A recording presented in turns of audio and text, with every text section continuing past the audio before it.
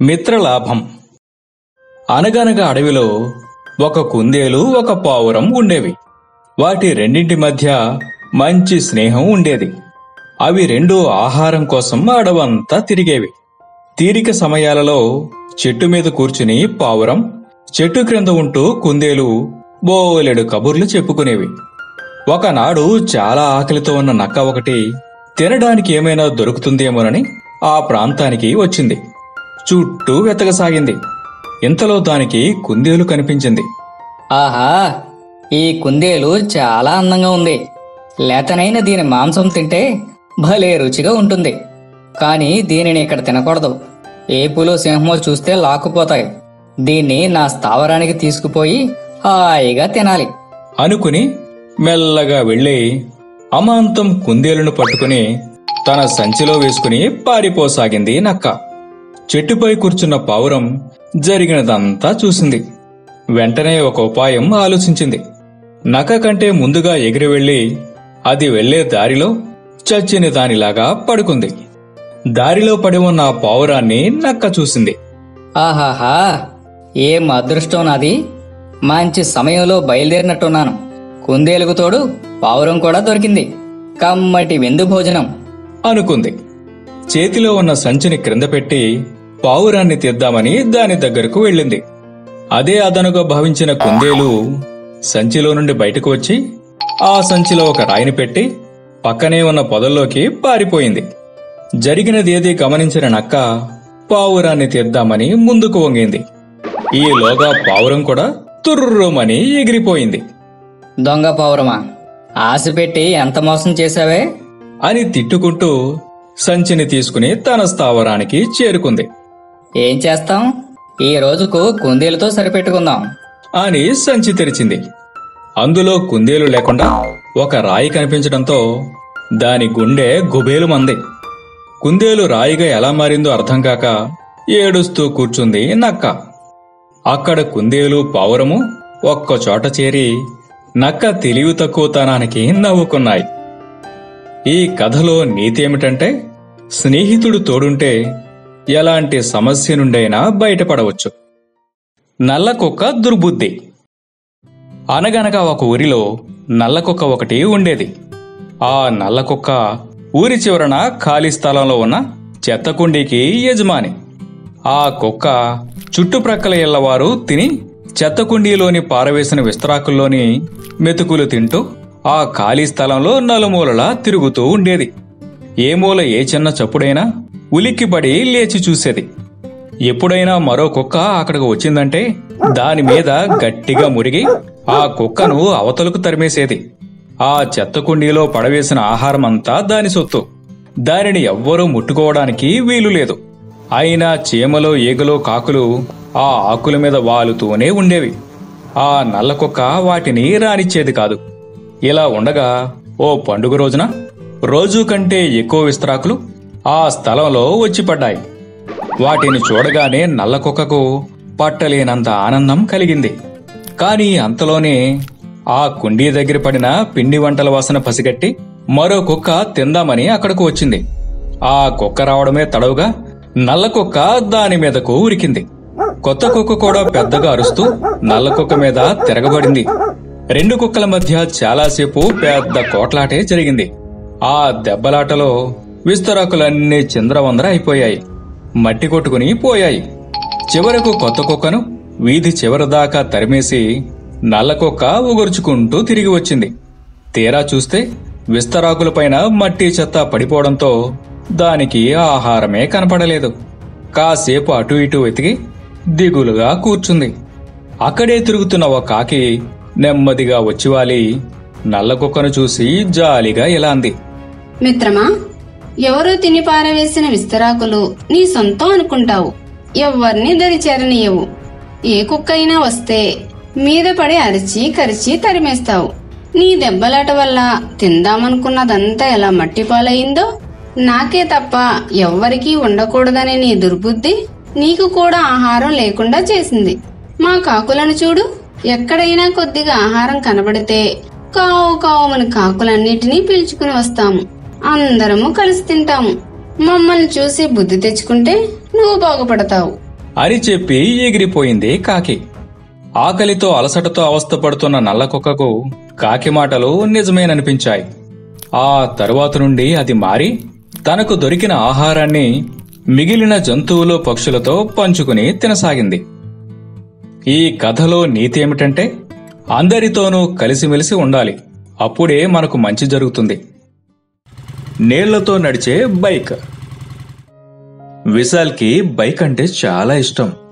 తన ఫ్రెండ్స్ లాగే తను కూడా బైక్ మీద కూర్చుని రయ్యమని దూసుకుపోవాలని ఎప్పుడూ ఆశపడుతూ ఉండేవాడు. కాని బైక్ కొనాలనే అతని ఆశ నెరవేరేది కాదు.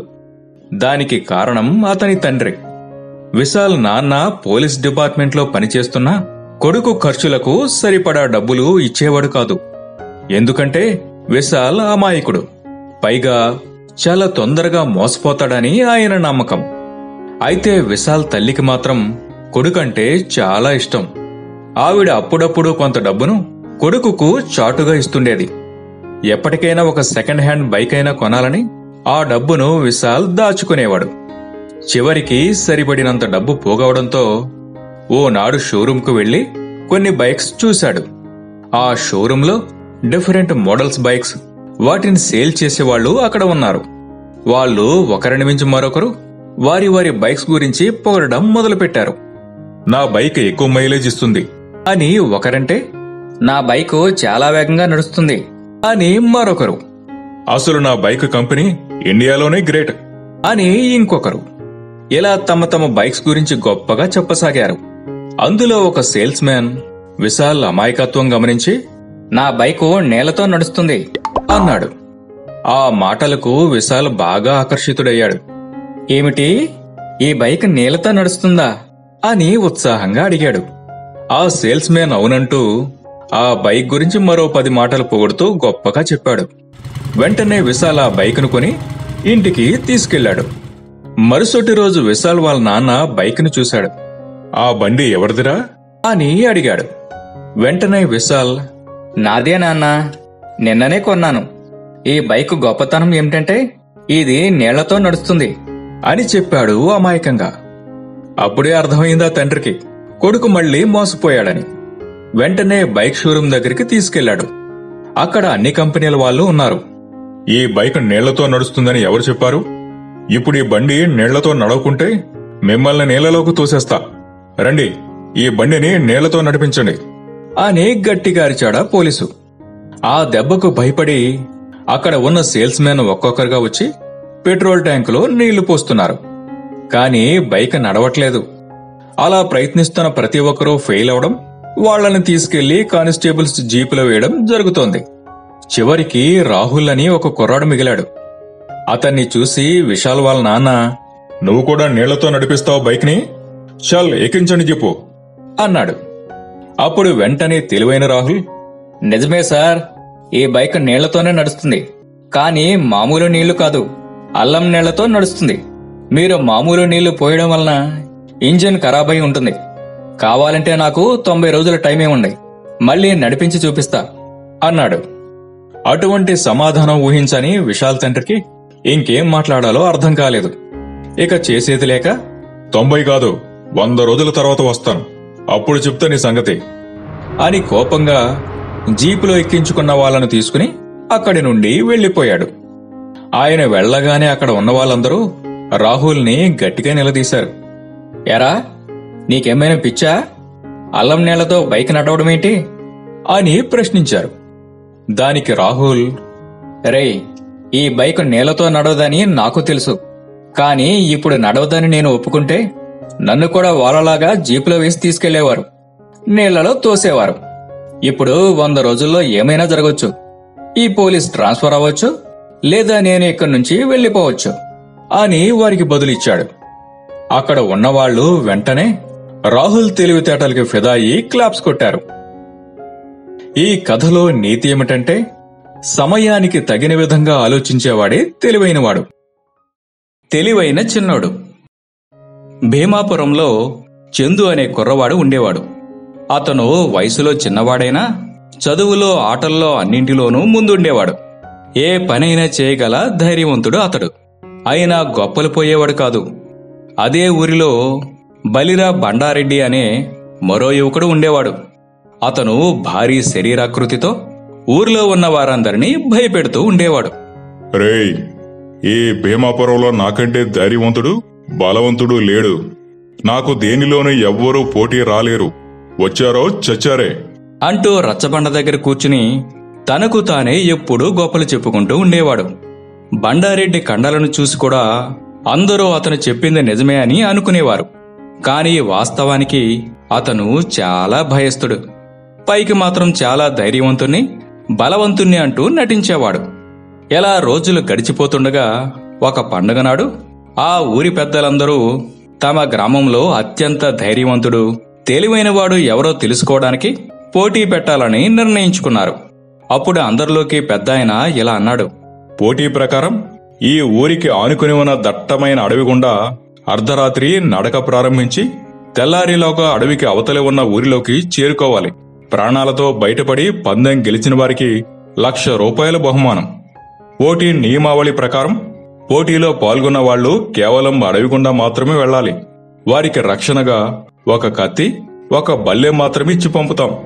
పందెంలో పాల్గొన్న వారిని ఏ అడవి జంతువు చంపితిన్నా, ఏ విష జంతువు కరిచినా గ్రామ ప్రజలకు గాని గ్రామ పెద్దలకు గాని ఎటువంటి బాధ్యత లేదు.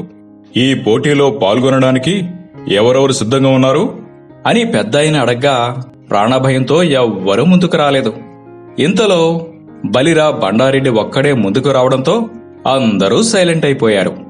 పోటీకి ఇంకెవరైనా సిద్ధంగా ఉన్నారా అని మళ్లీ ఆ పెద్దాయన అడగడంతో చిన్నోడు చందు కూడా పోటీలో పాల్గొంటానని ముందుకు రావడంతో అందరూ ఆశ్చర్యపోయారు.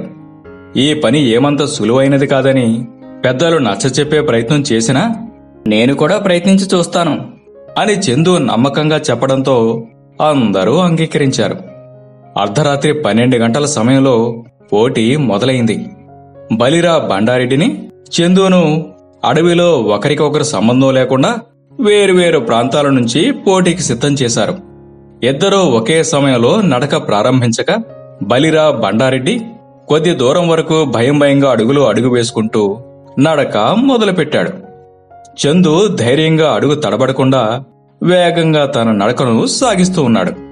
ఇద్దరు అడవిలో కాస్త దూరం నడవగానే ఇంతలో పెద్ద పులి శబ్దాలు, సింహం గాండ్రింపులు వినిపించడంతో బలిరా బండారెడ్డి భయంతో వణికిపోయి ప్రక్కనే ఉన్న ఒక పెద్ద చెట్టు ఎక్కి కూర్చునిపోయాడు. చందు కూడా మొదట కాస్త భయపడినా ధైర్యాన్ని కూడగట్టుకుని తన దగ్గరున్న కత్తితో బల్లెంపై పెద్దగా శబ్దం అయ్యేలా కొట్టుకుంటూ తెలివిగా వెళ్లసాగాడు. ఆ శబ్దం విన్న క్రూర మృగాలు, విష జంతువులు వాటికంటే ఏదో పెద్ద జంతువు అక్కడికి వస్తుందనుకుని అక్కడి నుండి దూరంగా పారిపోయాయి. చివరికి చందు తెల్లారేలోపే అడవికి అటువైపుగా ఉన్న ఊరు చేరుకున్నాడు. 1,00,000 రూపాయల బహుమతి కూడా గెలుచుకున్నాడు.